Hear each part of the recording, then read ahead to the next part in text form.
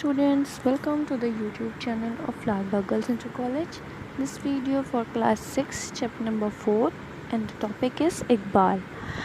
اقبال کے آباد وجات کشمیری پنڈت تھے، یعنی کہ ان کے جو گھر والے تھے وہ کشمیری پنڈت تھے.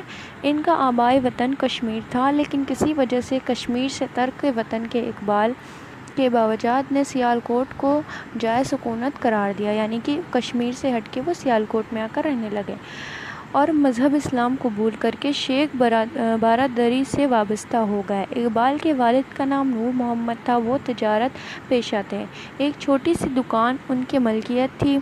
اقبال کے بڑے بھائی کا نام عطا محمد تھا. اقبال کی پیدائش 1877 میں سیالکوٹ میں ہوئی. ابتدائی تعلیم اپنے والد کے ایک عالم دوست میر حسن سے حاصل کی، یعنی کہ جو ان کی شروعات کی جو ایجوکیشن تھی وہ انہوں نے اپنے ہی فادر کے فرینڈ سے حاصل کی تھی. اس کے بعد سیالکوٹ کے مشن کالج سے انٹرمیڈیٹ کا امتحان پاس کیا. یہی وہ دور تھا جب اقبال کے اندر شعر و شاعری کا ذوق پیدا ہوا، لیکن تعلیمی سلسلہ برابر جاری رہا. لاہور سے BA پاس کیا. BA کی ڈگری ملتے ہی اقبال کو لاہور کے اورینٹل کالج کی ملازمت حاصل ہو گئی، مطلب کہ بہار کی ڈگری ملتے ہی ان کو وہیں کے ایک کالج میں ایز اے پروفیسر رکھ لیا گیا. لیکن اقبال مزید تعلیم حاصل کرنے کے خواہش مند تھے، چنانچہ اورینٹل کالج کی ملازمت سے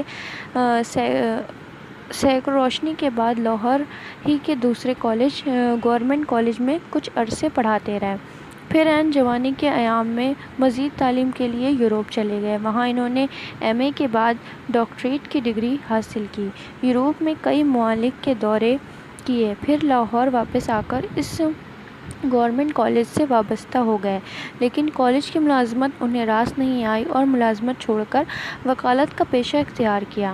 لائر بن گئے تھے بعد میں، کیونکہ ولادت میں اقبال نے یونیورسٹی کا امتحان بھی پاس کیا تھا. وکالت کے ساتھ ہی ساتھ شعر و شاعری کا شغل بھی جاری رہا. اس دوران اقبال نے بہترین اور اعلیٰ درجے کی نظمیں تخلیق کیں، جن سے ان کا شمار ملک امتیاز شاعروں میں ہونے لگا.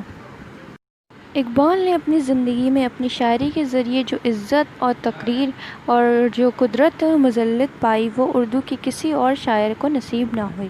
اقبال نے قومی و سیاسی نظموں کے علاوہ بچوں کے لیے بھی بہت ساری نظمیں، پیاری پیاری نظمیں لکھیں. بچوں کے لیے ان کی ایک نظم قومی ترانہ سارے جہاں سے اچھا ہندوستاں ہمارا تو اتنی مقبول ہوئی کہ تقیم ہند کا سوانح بھی اس پر اثر انداز نہ ہو سکا، اور آج بھی ہندوستان میں اس نظم کو قومی ترانہ کی حیثیت سے وہی مقبولیت حاصل ہے جو تقیم ملک سے پہلے تھی. ہندوستانی قومی ترانہ سے متعلق ہندوستان کی کسی بھی زبان میں اقبال کی مذکورہ نظم سے بہتر اور اس کی مقابلے کی اب تک کوئی نظم تخلیق نہ ہوئی ہے جسے کہ ہندوستانی قومی ترانہ کا درجہ دیا جا سکے، یعنی کہ کوئی بھی ایسی نظم اب تک نہیں آئی ہے جسے ہندوستانی قومی ترانہ کا درجہ دیا جا سکے. عالمگیر شہرت یافتہ اور فخر مشق علامہ اقبال نے 21 اپریل 1938 کو اس دار فانی اور خیر آباد کہا، یعنی کہ ان کی انتقال ہو گیا 1938 میں. جس طرح اقبال اپنی زندگی میں ایک روشن چراغ کی طرح علم و کرک کی روشنی ہر طرف بکھیرتے اور پھیلاتے رہے، اسی طرح انتقال کے بعد بھی ان کی شہرت اور کلام کی مقبولیت عام ہے.